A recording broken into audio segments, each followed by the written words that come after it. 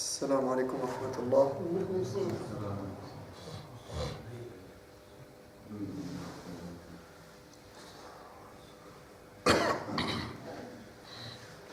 بسم الله والصلاة والسلام على رسول الله وعلى آله وصحبه ومن والاه. رب اشرح لي صدري ويسر لي أمري واحلل عقدة من لساني يفقهوا قولي. ثم أما بعد.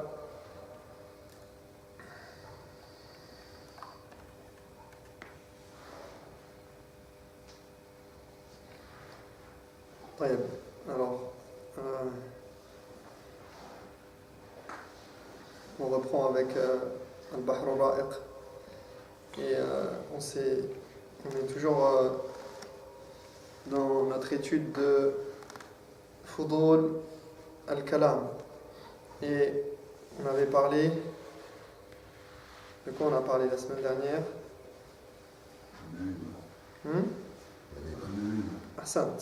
On a parlé de An-Namima. An-Namima, qui nous rappelle ce que c'est. C'est quoi An-Namima? Parler sur les autres. Le fait. Attention, c'est pas le fait de parler sur les autres. Là, c'est le riba. Ne confondez pas le riba ou An-Namima. Parce que très souvent, les gens confondent. Séparation des amis. Hein? Séparation des amis. Non, ça c'est ce que ça engendre. Mais c'est pas seulement ça. C'est pas la séparation des amis, mais ça engendre la séparation des amis. C'est quoi? Il a An-Namima. Il ramasse des choses. An-Namima huwa naqlu al-kalam. Naqlu al-kalam ala wajh al-ifsad. D'accord? Naqlu al-kalam ala wajh al-ifsad min shakhs ila akhar. D'accord? Donc c'est le fait de rapporter les propos des uns sur d'autres avec l'intention ou non, mais en tout cas et ça va générer des problèmes, peu importe le degré des problèmes que ça engendre. D'accord?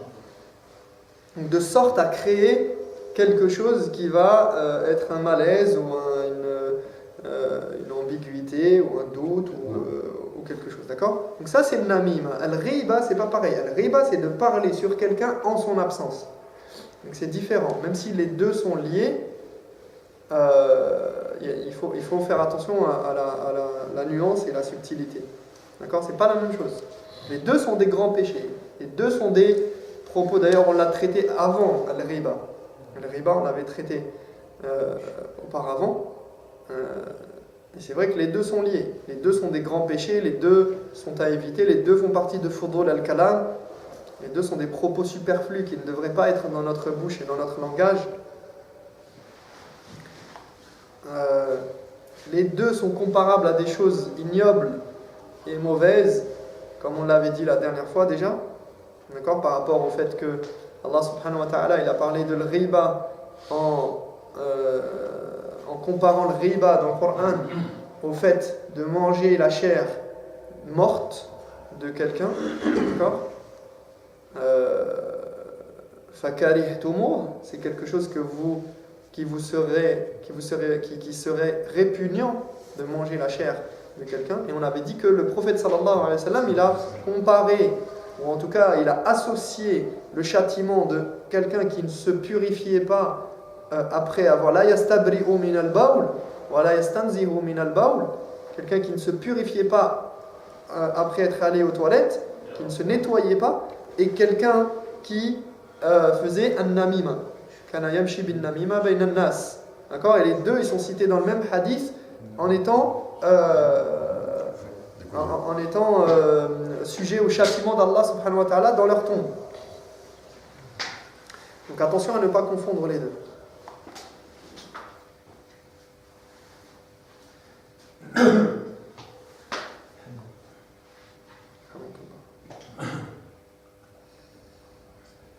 طيب وصلنا إلى D'accord, on avait dit qu'est-ce qui était de notre devoir lorsque man nuqilat ilayhi an-namima madha alayhi. Donc on avait terminé sur le fait de celui qui est témoin d'un colportage à qui on rapporte les propos, qu'est-ce qu'il doit faire. Et on avait dit entre autres le fait de ne pas croire ce qui nous est rapporté d'emblée, d'accord? Allah yusaddiqa an-nammam, parce que le nammam il est fasiq, celui qui rapporte là, au moment où il fait ça, à cet acte-là, on ne prend pas sa parole en considération. D'accord? Et malheureusement, on a tendance à écouter, à dire zid. De quoi? Qu'est-ce qu'il a dit? Attends, j'ai pas bien entendu. Répète. C'est vrai, il a dit ça. Mais c'était quand? Vous étiez où? Non. Normalement, il faut stopper. Il faut couper court à cette discussion. Mais malheureusement, من ضعف الإيمان وضعف العقل حتى, on s'expose nous-mêmes aux problèmes. On veut rentrer dans les problèmes. Au lieu de dire non, laisse-moi tranquille, je veux pas savoir. Je veux pas savoir parce que tu me fais des problèmes dans ma tête. Je suis bien, tranquillement, comme ça, et il y a quelqu'un qui vient qui me dit « T'as pas entendu ce qu'il a dit sur toi ?» Mais laisse-moi tranquille. Pourquoi tu viens me mettre des problèmes avec cette personne, dans mon cœur, dans mon esprit? Donc, on dit « Ne crois pas à cette personne, déjà.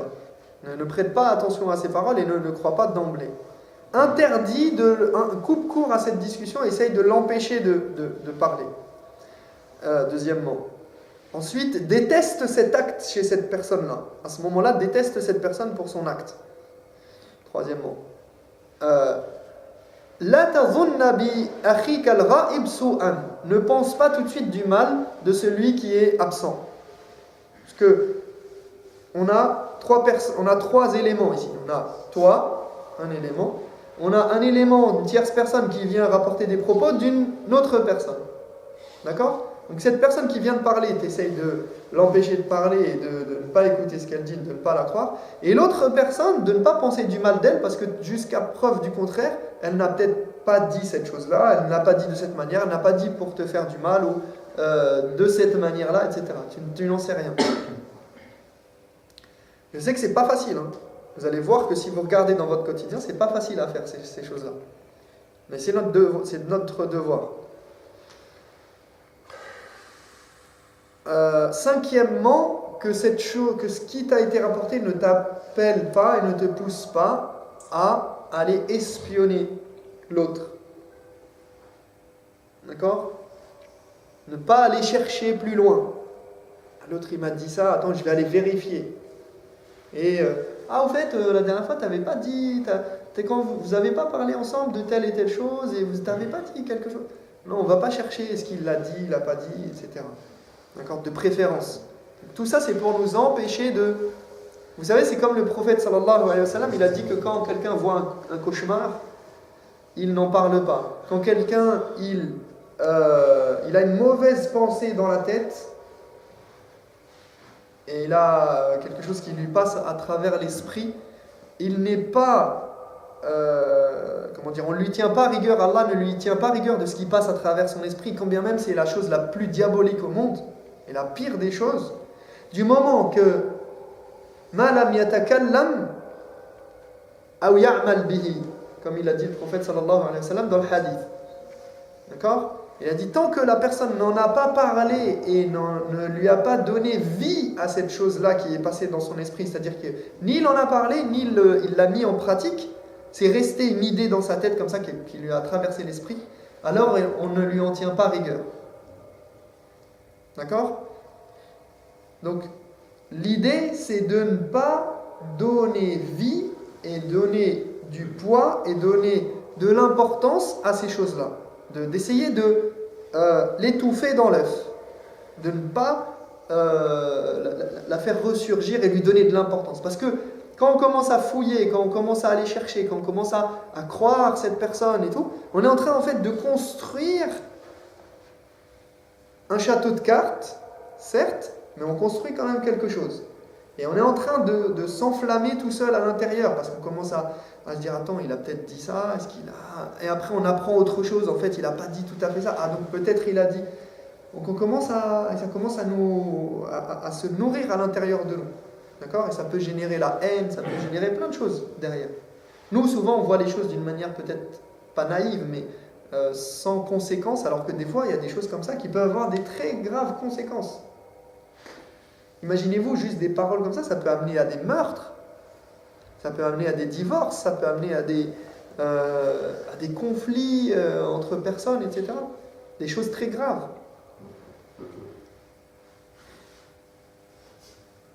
Parce qu'on a toujours l'impression, on a toujours tendance à minimiser, mais on ne voit pas que ça fait effet boule de neige et que ça se cristallise et que ça devient quelque chose qui prend de l'importance.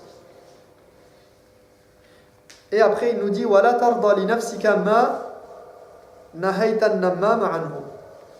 Et ne te permets pas, toi non plus, après tout cela, donc en dernière étape, on te dit وَلَا تَحْكِي نَمِيمَتَهُ فَتَكُونَ نَمَّامًا وَمُغْتَابًا. D'accord ? Ne t'autorise pas, toi, ce que tu interdis à l'autre. Donc, parce qu'on t'a transmis une information, ne va pas toi-même aussi la rapporter ou faire le même jeu que le colporteur. Ce qui vient de t'être rapporté, pour ne pas devenir à ton tour colporteur.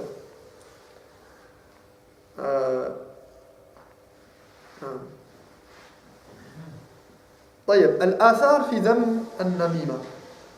Donc on a beaucoup de textes qui blâment le colportage.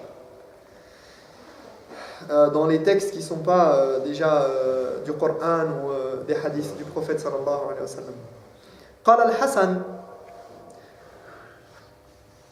من نم إليك نم عليك. Regardez, ça c'est très intéressant.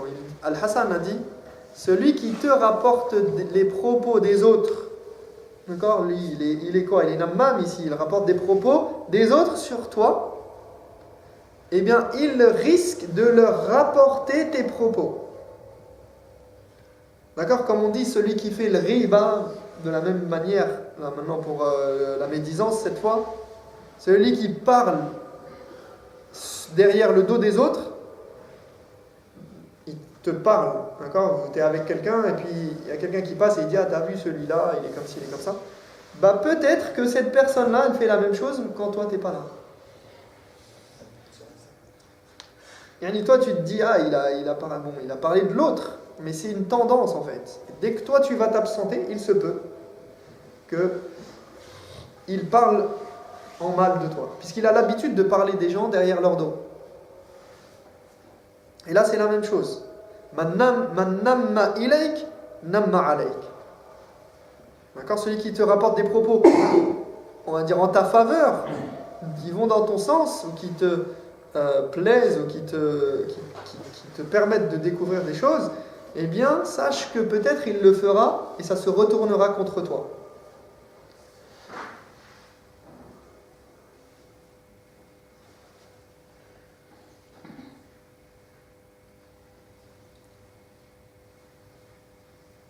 قال رجل لعمرو بن عبيد يحكي له يعني قصة يقول إن الأسواري يعني رجل إن الأسواري ما يزال يذكرك في قصصه بشر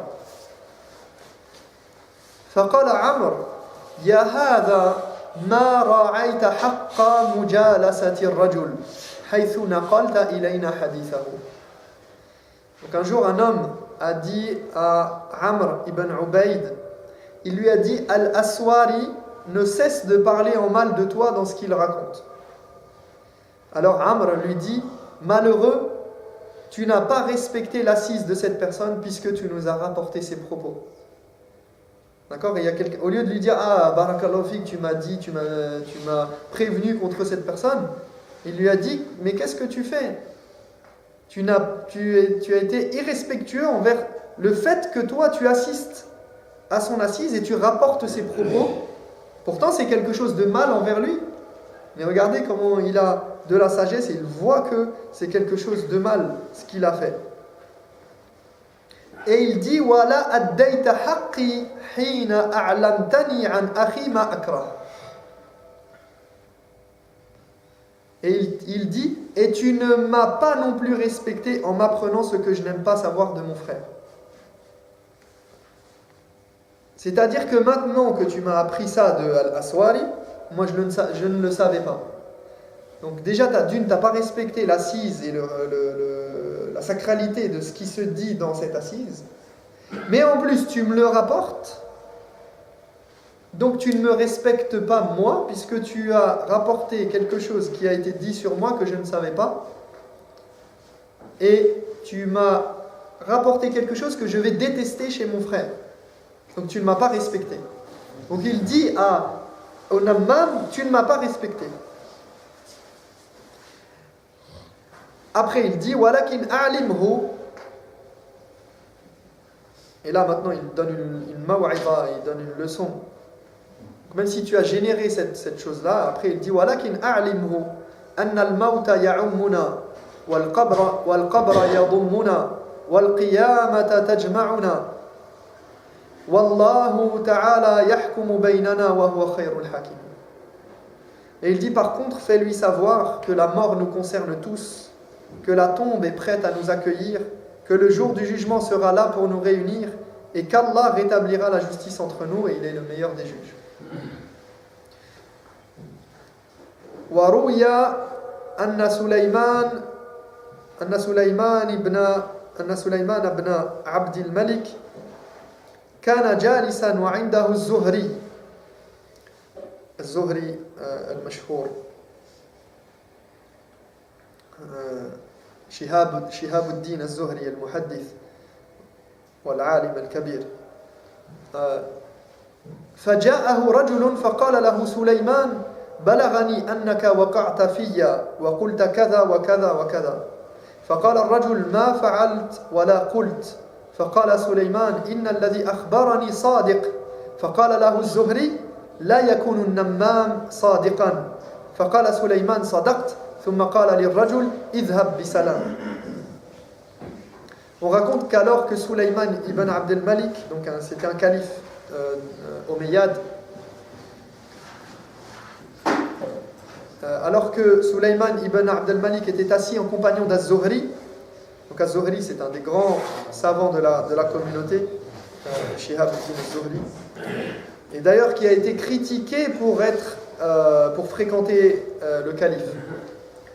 Quand il y a, chez les anciens, il y a deux positions et deux tendances, on va dire. Ceux qui ont totalement évité de rentrer, de s'asseoir avec le sultan, avec le gouverneur, avec le calife, etc. Et qui ont dit c'est une hada bab fitna ou bab shar, d'accord, wa qalilun man yaslam. Très peu de gens en sortent indemnes et ils sont capables de faire face à leur position, leur rôle. Vous savez, Abu Hanifa, on lui a proposé plusieurs fois d'être le qadi et tout ça, malgré sa science, malgré son savoir et tout. À chaque fois, il a refusé. Et le calife, à chaque fois, tous les temps, il revenait vers lui, il lui disait non, tu dois être le qadi et tout ça. Il disait non, moi je veux pas de cette responsabilité. D'une part, je veux pas de cette responsabilité et je veux pas avoir affaire avec le pouvoir. Parce que le pouvoir, il corrompt les gens, même les plus pieux et qui ont ashab ad-din wa ad-diyana wa kada wa at-tuqa. D'accord, c'est très difficile d'être dans l'entourage du pouvoir. Et donc beaucoup des anciens, ils détestaient faire partie d'être autour du pouvoir. Sauf que d'autres choisissaient de se rapprocher du pouvoir pour pouvoir les conseiller et pour avoir un rôle important par rapport au din, etc., à la religion, et pouvoir enseigner et avoir...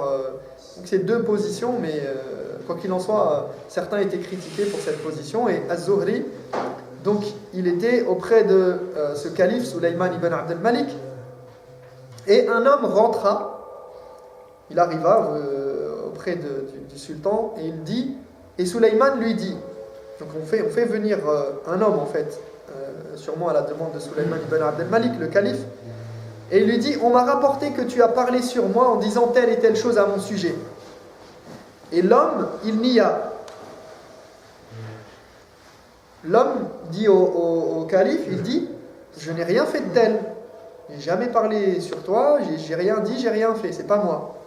Puis Sulayman insista, donc le calife il insiste auprès de cette personne qui l'a fait rentrer à sa cour, Et il dit comme ça, il dit « Celui qui me l'a rapporté est un homme de confiance. » Donc j'ai un homme de confiance qui m'a rapporté ce que tu dis sur moi et ce que tu as fait.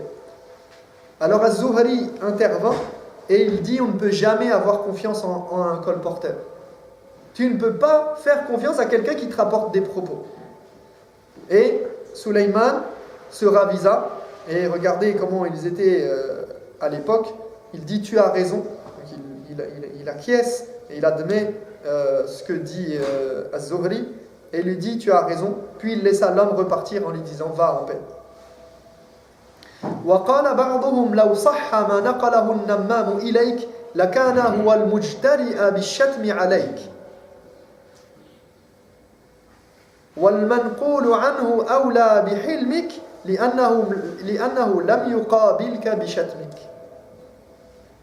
Donc écoutez ça, quelqu'un a dit si ce que dit le colporteur s'avère vrai, il aura alors été celui qui t'a réellement insulté. Et l'auteur de l'insulte de départ mérite d'autant plus ton indulgence, car au moins lui n'a pas osé t'insulter en face.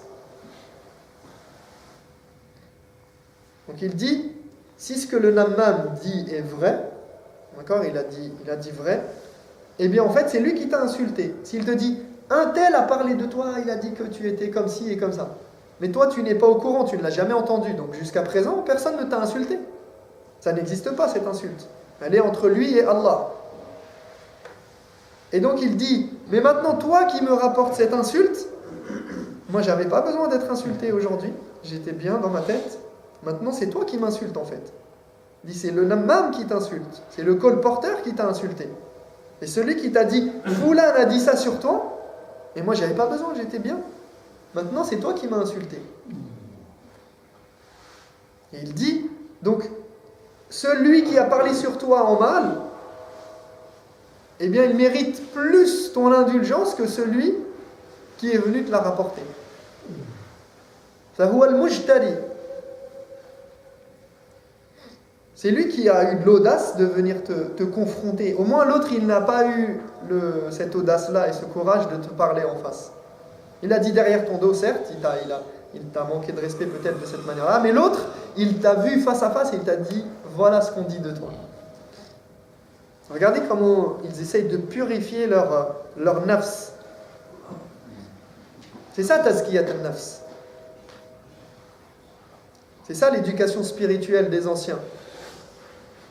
C'est la pratique, la mise en pratique de din, avec la vision globale et la vision large des maqasid de sharia,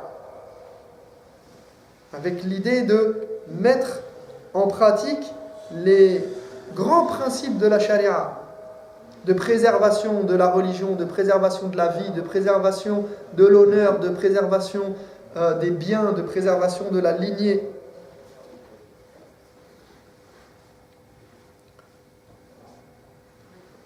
Et donc de ne pas laisser les choses se développer, se concrétiser, et comme je l'ai dit tout à l'heure, ne pas faire feu de tout bois. Non, au contraire, on essaye d'apaiser les choses, on essaye de dire, et de dire pourquoi tu viens semer le trouble, pourquoi tu viens me déranger dans mon cheminement, dans ma pratique, dans mon apaisement. Pourquoi tu es venu me voir? ويروى أن عمر بن عبد العزيز دخل عليه رجل فذكر عنده وشاية في رجل آخر فقال عمر إن شئت حققنا هذا الأمر الذي تقول فيه وننظر فيما نسبته إليه فإن كنت كاذبا فأنت من أهل هذه الآية إن جاءكم فاسق بنبأ فتبينوا وإن كنت صادقا فأنت من أهل هذه الآية هماز مشاء بنميم وإن شئت عفونا عنك فقال العفو يا أمير المؤمنين لا أعود إليه أبدا. On raconte qu'un homme est entré chez Omar ibn Abdel Aziz et lui rapporta les propos d'un autre à son sujet. Et Omar lui dit, si tu le souhaites, on peut chercher à vérifier ce que tu nous dis et que tu lui as attribué. De deux choses l'une. Donc il dit, si tu veux, maintenant tu as rapporté des propos. Il dit, si tu veux, on peut chercher à vérifier ce que tu dis. Donc il n'y a pas de 36 000 solutions. soit tu es menteur, soit tu es véridique. Donc il dit, si tu as menti, il dit de deux choses l'une, soit tu as menti et dans ce cas tu rentres dans le cadre de ce verset où Allah dit, si un homme pervers vous rapporte une nouvelle, vérifiez-en la teneur. Donc un tafasir, yani, donc on doit vérifier maintenant que tu rapportes ces propos. Et il dit, si tu dis vrai, tu rentres alors dans le cadre de ce verset qui dit détracteur et médisant. Hammazim masha'im binamim. Autrement, on peut tout aussi bien passer l'éponge et oublier toute cette histoire. Et l'homme s'excusa, il a dit, je préfère que vous passiez l'éponge au chef des croyants et je ne recommencerai plus, c'est promis. D'accord ? Parce qu'il l'a dit, il l'a pris à son propre piège, à son propre jeu. Il a dit, tu me rapportes des propos maintenant, t'es soit t'es véridique, soit tu mens et t'es dans inja'akum fasiqun binaba'in fatabayyanu, et là on va devoir vérifier, soit tu dis la vérité et alors tu rentres dans masha'in binamim, hammazin masha'in binamim. Donc dans ceux qui sont dits comme étant, ils sont décrits par Allah subhanahu wa ta'ala comme étant des détracteurs et des gens qui propagent, qui parlent en mal, qui colportent et qui sont médisants et qui rapportent les propos des uns sur les autres. Donc ici on a terminé avec cette partie sur An-Namima. J'espère qu'on arrive à prendre conscience de la gravité d'An-Namima et qu'on va faire notre possible, nasallallahu tabaraka wa ta'ala, an yutahhira al-sinatana wa an yutahhira qulubana. Donc qu'Allah purifie nos cœurs et nos langues et nos discours et nos discussions, et qu'on ne fasse pas le jeu, qu'on ne rentre pas dans ces grands péchés, ces graves péchés qui sont, que ce soit la médisance, le colportage, etc. Et on passera la dernière partie de Fudul al-Kalam ou Fudul al-Lisan, wa huwa al-Madh. Donc la prochaine fois, Inch'Allah ta'ala, on traitera de l'éloge et la flatterie, al-Madh. فنسأل الله تبارك وتعالى أن يهدينا لما يحب ويرضى. أقول قولي هذا واستغفر الله لي ولكم فاستغفروه إنه هو الغفور الرحيم. سبحانك اللهم وبحمدك أشهد أن لا إله إلا أنت أستغفرك وأتوب إليك.